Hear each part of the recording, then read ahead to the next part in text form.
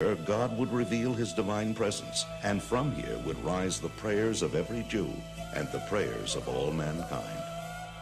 It is here that Jacob had lain down to sleep and had dreamed of a ladder reaching to the heavens, and upon awakening from his dream exclaimed, "Behold, this is none other than the house of God, and this is the gate of heaven."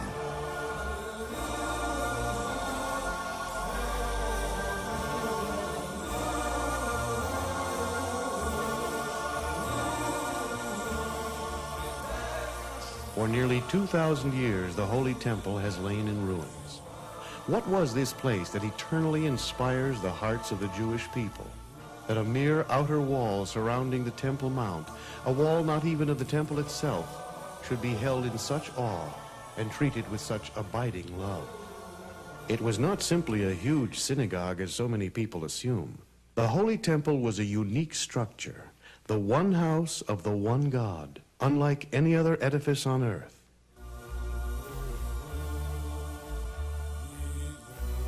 In the final chapter of Isaiah, God speaks, "The heavens are my throne, and the earth my footstool. Where is the house that you would build for me? Where is this resting place?" And yet they built the impossible. They built a house for God. The Holy Temple was first built by King Solomon, on the site established by his father David. The Temple of Solomon stood for 410 years, then was destroyed by Nebuchadnezzar, who led the Jews into exile in Babylon. 70 years later, the people were gathered back into the land of Israel, and the temple was rebuilt by Ezra the scribe under the benevolent protection of King Cyrus of Persia. Again, the temple stood as the center of Jewish life, this time for 420 years, through the desecration by the Syrian Greek armies of Antiochus and the subsequent rededication by the Maccabees, through the tyrannical reign of Herod, the ex-Roman slave who ultimately became king over the Jewish people. The paranoid King Herod assassinated the sages of Israel, all but Baba ben Buta, whose eyes he put out. Seized by terror and guilt over what he had done, he sought advice from Ben Buta as to how he could atone for his monstrous sins. "You have extinguished the light of the world," Ben Buta told him, "and so you must rekindle the light of the world by restoring and beautifying the Holy Temple." King Cyrus had prevented the Jews from rebuilding the temple in all of its original size and elegance. But now the repentant Herod restored much of its former glory. The Talmud teaches that one who never saw the temple as rebuilt by Herod has never seen a beautiful building. And the mystical teachings of Judaism say further that since the day the temple was destroyed, man has not seen at all. For with the destruction of the temple, the gift of sight that God gave mankind was dimmed. Seeing in its truest sense will not be possible until the Holy Temple is once and forever rebuilt. To understand something of the extraordinary greatness of the Holy Temple, we must go back to its beginnings, its first roots in the wilderness of Sinai during the 40 years that God led the Jews through the desert after the Exodus from Egypt. A portable sanctuary called the Tabernacle was built by Moses as an atonement for the sin of the golden calf, and in fulfillment of the scriptural commandment, "They shall make for me a sanctuary so that I may dwell within them." In this sanctuary, God's divine presence was miraculously revealed. As the Bible relates, when the clouds of glory descended upon the tabernacle, this was the signal for the children of Israel to rest from their travels and make camp. Then, when it was God's will that the tribes of Israel travel again, the clouds of glory would rise and depart, signaling the Levites to disassemble the tabernacle and the children of Israel to journey on. When finally the children of Israel entered the promised land, the tabernacle accompanied them. It stood in Gilgal for 14 years, then at Shiloh for 369 years, at Nob for 13 years, and in Gibeon for 44 years. Here is the hill at Shiloh today, thought to have been the site of the tabernacle. 430 years in all, the tabernacle wandered through the land of Israel, a princely bridegroom yearning and searching for a bride. By this time, David was king over Israel. It was intolerable to him that the divine presence should dwell in a temporary structure. David and the prophet Samuel looked deeply into the Holy Scriptures, in Deuteronomy and in the book of Joshua, and concluded that the chosen site had to be in the territory allotted to the tribe of Benjamin, in a place called Jerusalem.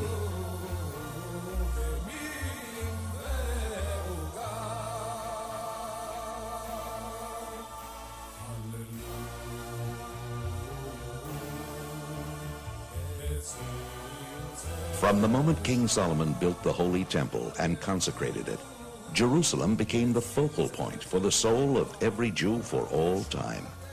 God no longer dwelled in a tent. The divine presence had taken up permanent residence in a great and glorious house of stone. The portable tabernacle was built primarily of overlaid wood and stretched cloth, both originating as plant life.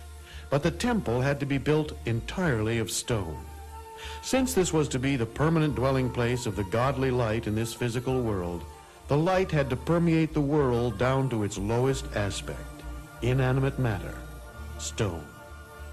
Stones of all shapes, sizes, and qualities were utilized in the construction. The largest stone known to have been used weighs more than 400 tons. The stones used for the great altar had to be hewn without the aid of an iron tool, yet had to be as smooth as polished glass. If a scratch the thickness of a fine hair were found, that stone was removed from the altar and replaced and buried beneath the temple. An extraordinary series of miracles occurred during the building of the first temple.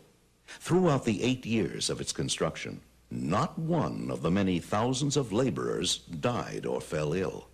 But then, when the construction was completed, all the workers fell dead. And God spoke from heaven, saying that he would give them all their full reward in the next world, the eternal world. This so that the kings and rulers of other lands would not use these same workers for their own buildings and boast that those who built the house of God now work for us. The sages of Israel report in the Mishnah that the Temple Mount measured exactly 500 cubits by 500 cubits, which is approximately 1,000 feet by 1,000 feet. The great inner building of the temple was called the Heichal. It housed the portico, within it the sanctuary, and within it the Holy of Holies. The Heichal at its base stood 44 feet above the rest of the Temple Mount and rose to a height of 240 feet, equivalent to a modern-day 20-story building. The walls of the interior of the Heichal were lined with cedar wood and then overlaid with pure gold. Water reached the temple from underground in Jerusalem and through aqueducts from as far away as Hebron, a distance of more than 30 miles. Cisterns, pipes, and pools stored the water under the Temple Mount. An intricate system of subterraneous halls and vaults, passages and tunnels, a veritable underground city, was hewn out of the solid rock beneath the Temple Mount. The cavernous space between the ground above and possible graves beneath provided spiritual protection for the Jewish priests, who by scriptural law would become spiritually defiled in the presence of a corpse and temporarily forbidden to enter the temple.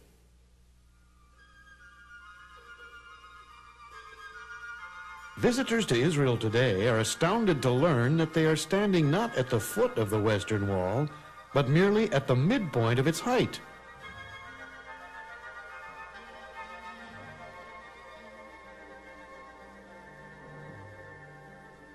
Three times a day the people pray, "Look with favor, Lord our God, upon your people Israel. Restore the service to your sanctuary, and accept with love and favor Israel's fire offerings and prayer."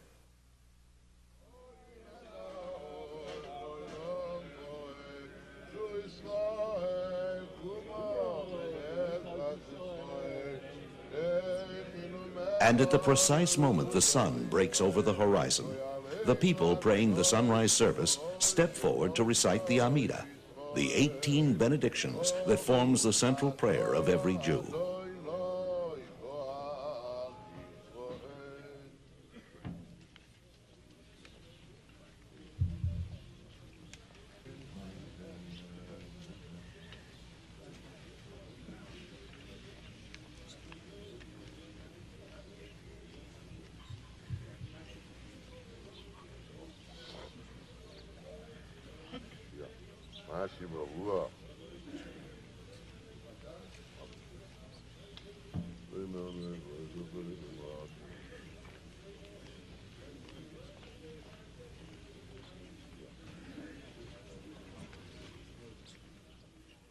Three times a year, throngs of joyous pilgrims converged on the Holy Temple like blood is drawn to the heart to be revitalized.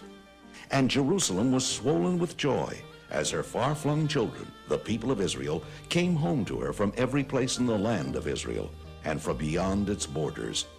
They came with the first fruits they had harvested and with their offerings of thanksgiving. They came to offer the paschal sacrifice. They came to see God and to be seen by God in the place that he had chosen, in his holy house. They left everything they owned at home unattended, for God had assured them of his protection. They came to sing and dance and bow their heads in awe before the majesty of the King of the universe. Throughout the festivals, they witnessed open miracles, and when they returned to their homes, they took with them new faith, new inspiration.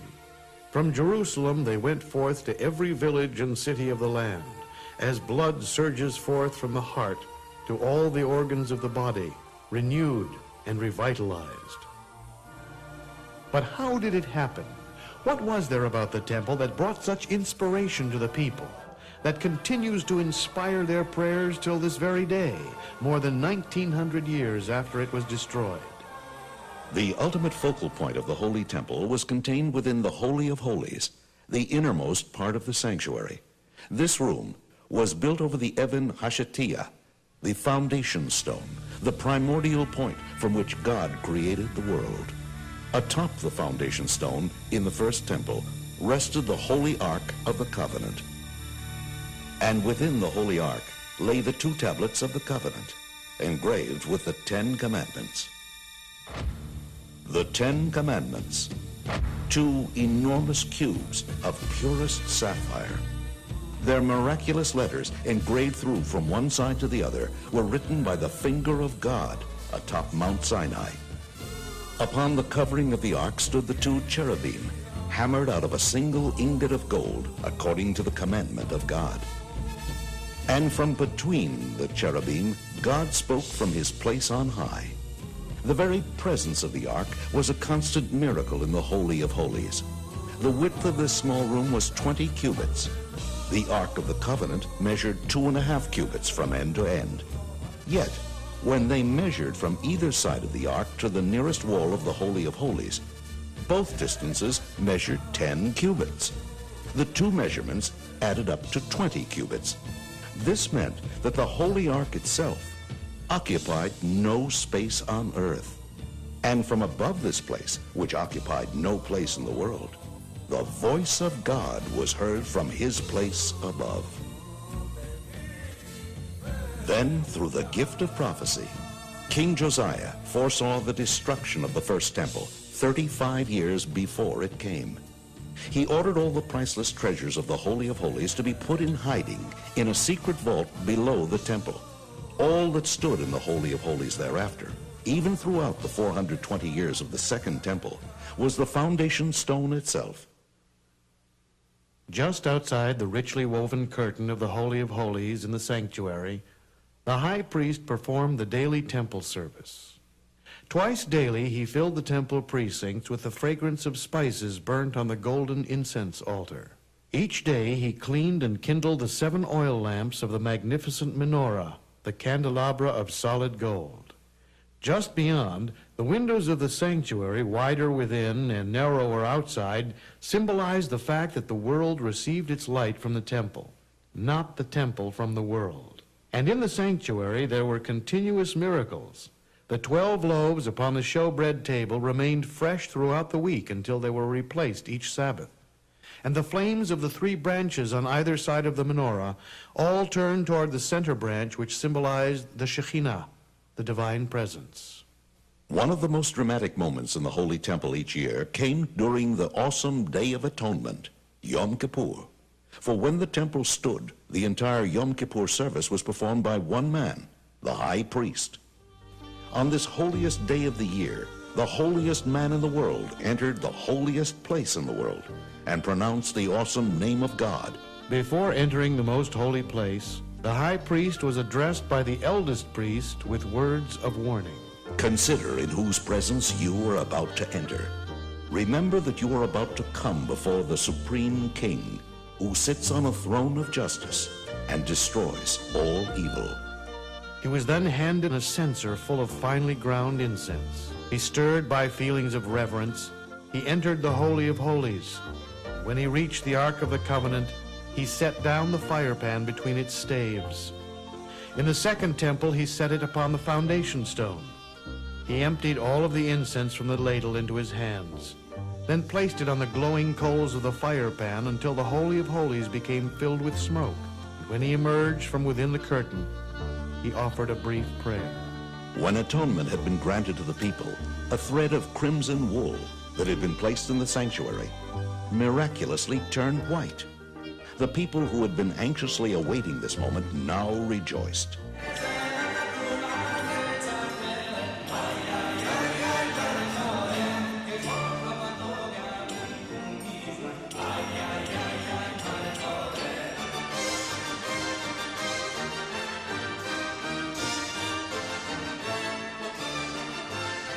Fortunate is the eye that saw all this when the sanctuary stood on its foundation.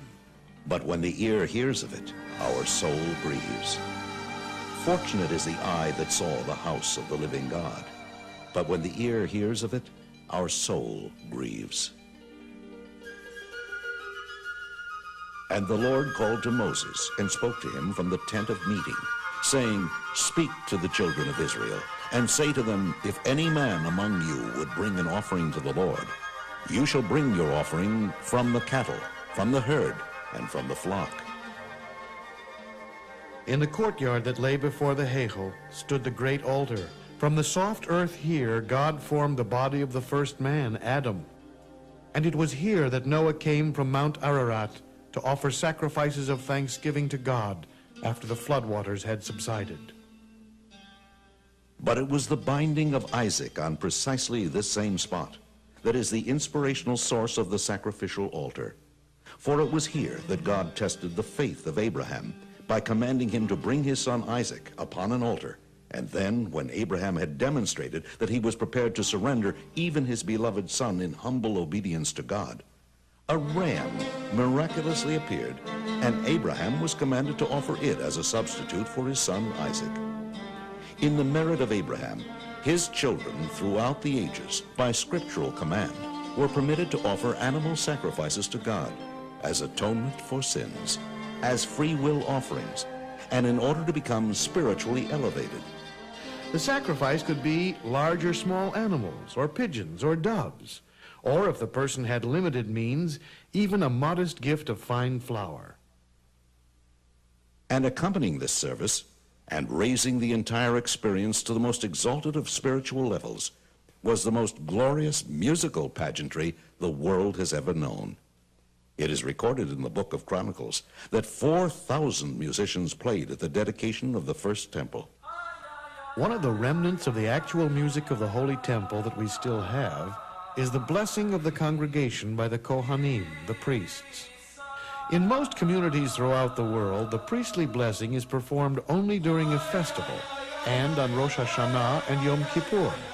But in Jerusalem, the priests bless the people during the morning service every day. And during the intermediate days of Passover and Sukkot, hundreds of Kohanim, direct descendants of Aaron, assemble in front of the western wall to bless the people.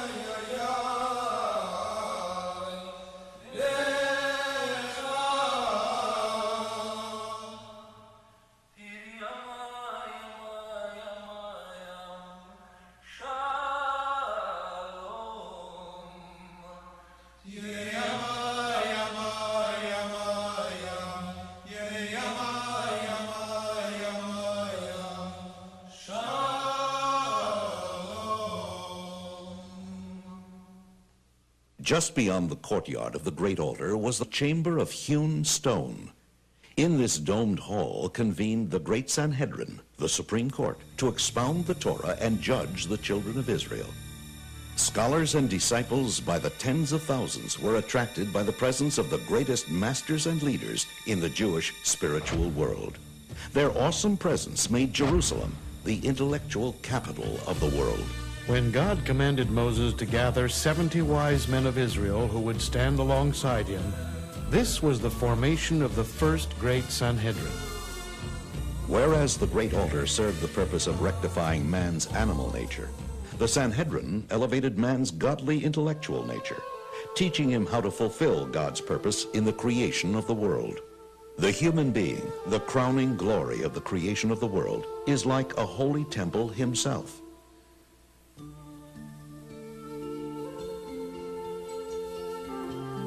His intellect corresponds to the Holy of Holies, his love of God to the menorah, his sense of reverence to the table of the 12 loaves, his quality of mercy to the golden incense altar, his faith and trust to the basin and laver from which the priests washed and purified their hands and feet, his foundation and regal bearing to the great altar.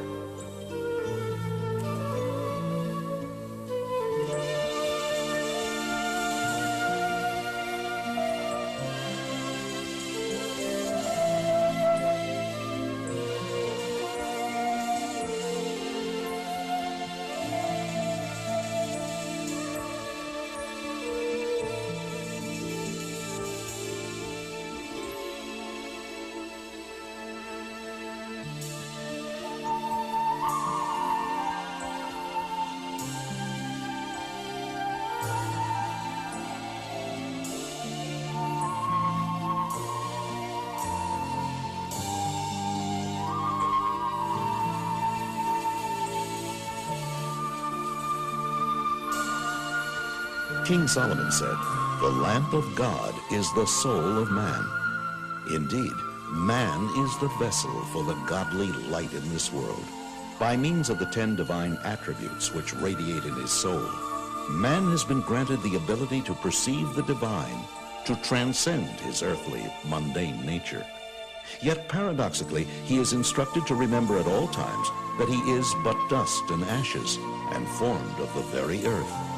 He is of the highest and lowest, striving to draw ever closer to his Creator, who constantly brings him forth into existence from absolute nothingness.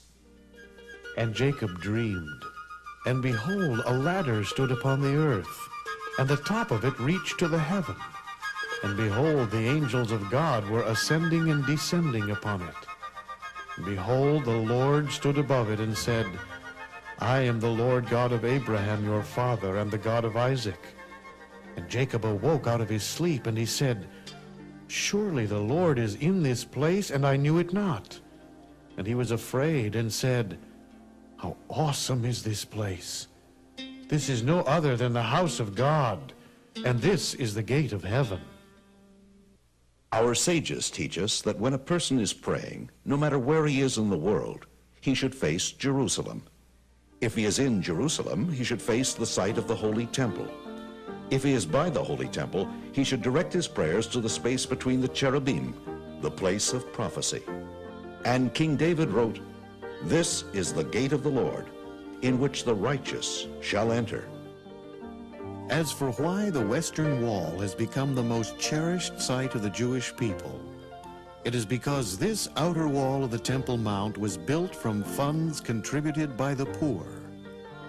So precious were these gifts that God decreed his divine presence would never leave the Western Wall, even after his house was destroyed, even during the long, bitter years of exile.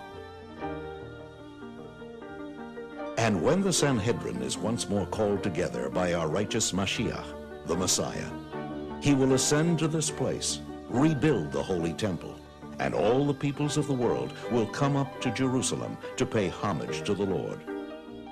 The qualities and dimensions of the temple that Mashiach will build is the subject of the last 9 chapters of the book of Ezekiel. They describe in minutest detail the physical structure of the third temple, the eternal temple which will never be destroyed. Its construction will usher in the time of the final redemption, when peace and harmony between man and between man and God will reign forever. And when the Holy Temple is rebuilt, the Jewish people will once more be able to perform all 613 commandments of the Torah. For all but approximately 90 are dependent on the existence of God's house. And the other nations of the world, the children of Noah, will observe the doctrine of the 7 Noahide laws, and the fulfillment of the prophecy of Ezekiel will be seen by all. The remarkable and inspiring climax of the vision of Ezekiel appears in the 47th chapter, where the prophet reveals that from under the curtain of the Holy of Holies in the third temple, there will issue forth a fine trickle of water, no thicker than a thread. And this will become a new source of water for the world. By the time the trickle of water flows through the length of the Holy Temple, what was a trickle will have expanded till it is ankle deep. And then the trickle becomes a stream. And the stream will flow north to Yam Kinneret, the Sea of Galilee.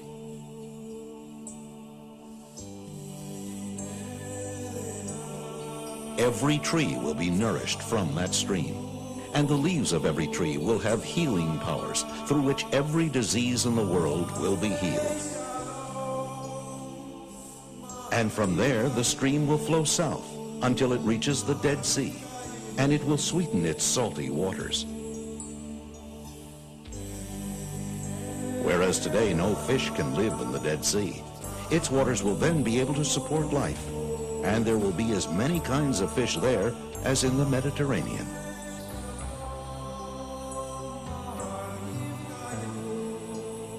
And the stream will then turn to the west and flow into the Mediterranean.